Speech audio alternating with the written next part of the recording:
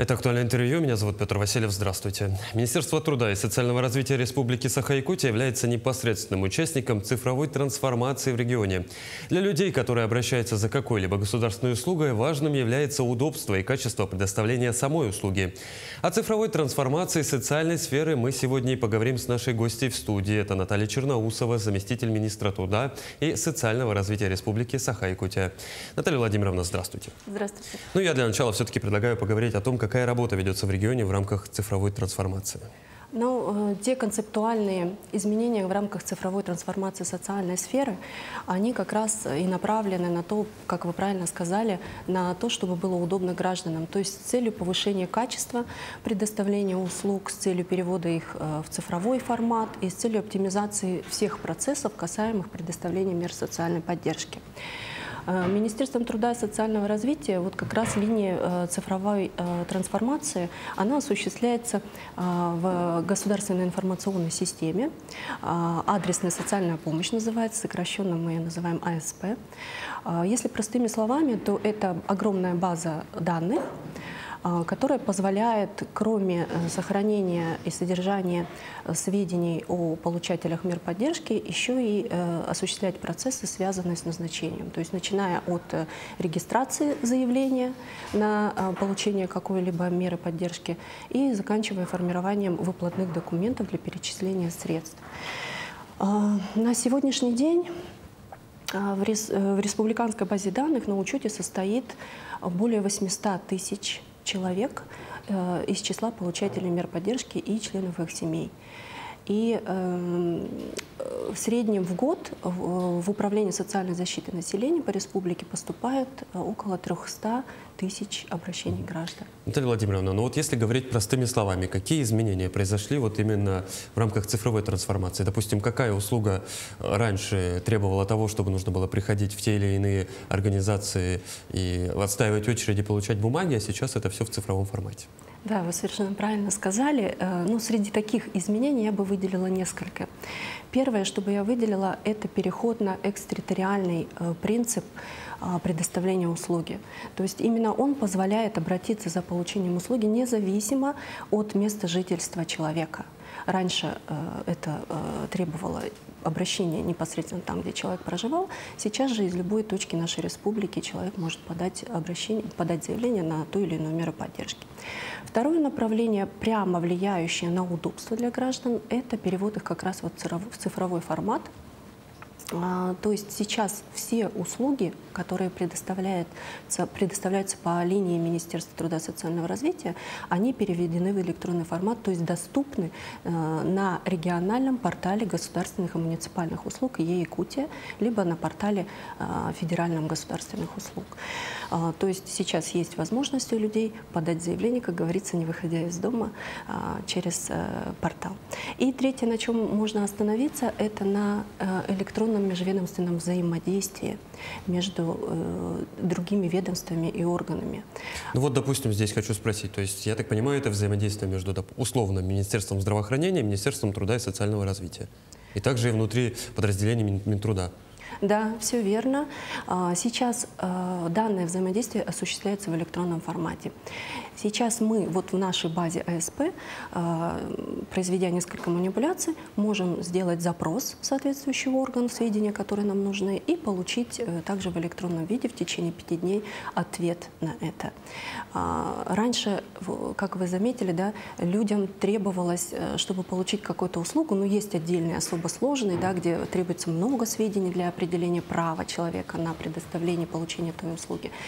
Требовалось обойти несколько инстанций, получить бумажные документы, весь этот полный пакет документов принести в управление соцзащиты. Сейчас же большинство из них исключается, и нам удалось до 70, я бы даже сказала, наверное, уже чуть больше процентов бумажных документов исключить. Все делается в электронном виде. А вот ваши коллеги, допустим, из подведомственных учреждений или из, так скажем, министерств коллег оценили уже работу вот эту вот электронную? Ну, безусловно, да, результаты цифровой трансформации положительно влияют и на внутренние наши процессы. Это прежде всего сокращение сроков, как я сказала, что для направления запросов и получения ответов требуется буквально несколько манипуляций в нашей базе АСП.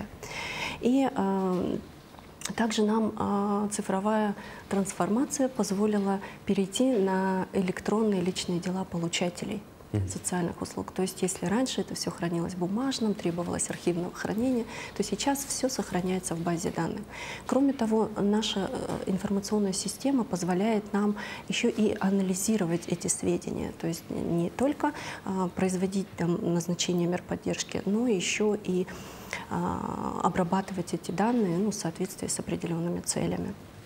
Наталья Владимировна, но я думаю, что если работа в электронном формате убыстряет межведомственное взаимодействие, то это, безусловно, замечают и, так скажем, граждане нашей страны, что министерство начало работать быстрее, граждане республики.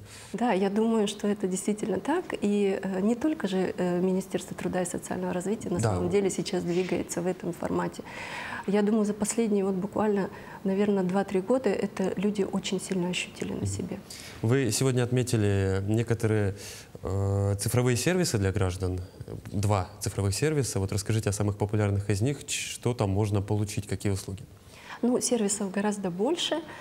Один из самых популярных сервисов, например, это социальный калькулятор для семей с детьми. Социальный калькулятор доступен на региональном портале государственных услуг е-Якутия. Представляет он собой, в общем-то, опросную форму, где люди, заполняя данные о составе семьи, о своих доходах, могут потом получить результат в виде списка, перечня мер поддержки, на которые семья может рассчитывать. Социальный калькулятор рассчитан на выдают результаты около 20 государственных услуг. И результаты, когда выдаются, там сразу есть еще и ссылочки для того, чтобы человек сразу, не выходя из портала, мог подать эти заявления. Вот один из таких примеров. Далее я бы, наверное, отметила один из сервисов, которые мы завели в конце прошлого года. Он касается родителей, которые получили региональные капиталы при рождении детей. А их у нас немало. И сейчас справка об остатке регионального капитала люди могут получить также в электронном виде в личный кабинет. Региональных капиталов у нас достаточно. Это целевой капитал «Дети столетия», знаете, да? Это региональный капитал при рождении 2-го ребенка и республиканский материнский капитал «Семья» при рождении 3-го ребенка. Но я уверен, там есть какие-то сноски, как можно этот капитал реализовать. Ой, направлений очень много, сейчас останавливаться не будет, займем очень много времени, но вот как раз эта справка об остатке требуется, например, для направления данных средств для оформления ипотечного кредита, например, или для погашения ипотечного кредита. Ну, то есть, если раньше нужно было, так скажем, проводить очень... За бумажкой, да. Прийти за бумажкой, либо провести очень много времени в интернете, чтобы понять, какие тебе те или иные услуги, преференции полагаются. Теперь все это в одном окне. В одном окне, и все это приходит в личный кабинет. Эту справку можно использовать, распечатав. Какие еще сервисы вы бы отметили? Так, ну, один еще из уникальных сервисов, вернее, примеров реестровой модели, это касается справки на социальную стипендию. Раньше также это был бумажный вариант, а сейчас стал электронный. Особенно удобно это для студентов, которые обучаются за пределами республики. Этой справке сейчас присваивается уникальный реестровый номер, который учебное заведение может проверить на сервисе, как раз воспользовавшись сервисом на нашем портале, и проверить достоверность этой справки. Ну, то есть здесь облегчается работа и студентам, и, так скажем, университету. Да. Вот это, кстати, яркий пример межведомственного взаимодействия. В том числе. Наталья Владимировна, какие планы по цифровизации на этот год? Так, ну, планы у нас, конечно же, связаны с оптимизацией процессов предоставления услуг. Прежде всего, мы хотим в этом году еще несколько услуг перевести на проактивную форму предоставления. Что значит проактивную? Это значит без заявления. То есть при наступлении определенных жизненных обстоятельств, да, у человека и получения нами, управлениями социальной защиты данных сведений об этом, меры поддержки будут предоставляться проактивно. То есть человеку вообще не нужно будет подавать заявление.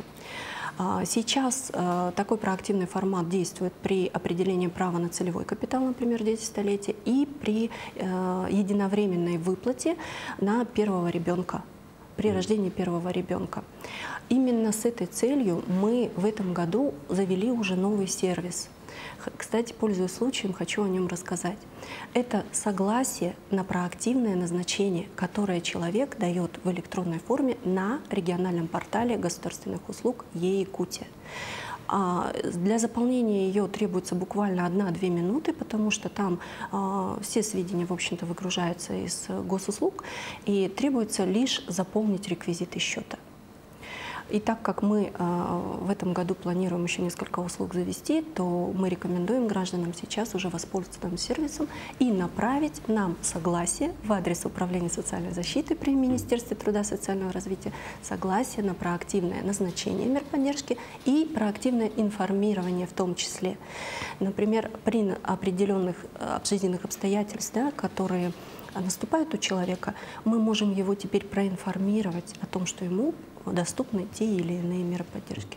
Ну, то есть в наступлении какого-то случая уже финансовая поддержка, она поступает автоматом, так скажем. Будем надеяться, да, что она будет поступать. Мы к этому стремимся. Вот этот сервис, все-таки там личные данные людей, платежные системы, паспортные данные, они надежно защищены? Они надежно защищены, как и все остальное на региональном портале государственных услуг. Здесь не стоит бояться? Нет. Безусловно, в этом году у нас особый акцент будет сделан на материнстве и детстве.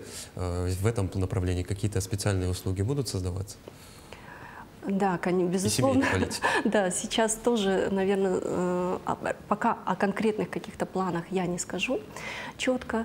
Но еще об одном моменте, который сейчас вот в нашем разговоре я вспомнила, да, один из таких сервисов, который для как раз семей при рождении детей очень удобен будет в рамках межведомственного взаимодействия с Министерством здравоохранения, например. Да. Малообеспеченные семьи имеют право при рождении детей, например, на получение бесплатного комплекта новорожденного, или на бесплатное детское питание на малышей, или на лекарственное обеспечение. Да? Для этого раньше требовалась справка о признании семьи малоимущих. Опять же, да, возвращаемся к раньше, как был бумажный вариант, а сейчас мы с Министерством здравоохранения уже обмениваемся просто реестрово через интеграцию наших межведомственных, так сказать, ведомственных баз, да, эти сведения передаются. То есть молодым мамочкам при рождении детей, в случае, если их семья малообеспеченная, нужно только подать заявление на признание семьи малоимущей. И при положительном решении, уже не обращаясь, без бумажек, да, как мы с вами говорим, просто обратиться уже в свою поликлинику для получения определенных льгот. Наталья Владимировна, цифровизация не может не радовать. Желаю успехов в развитии этой сферы. Спасибо, что пришли к нам в студию, ответили на наши вопросы. Благодарю. Это было актуальное интервью. До новых встреч.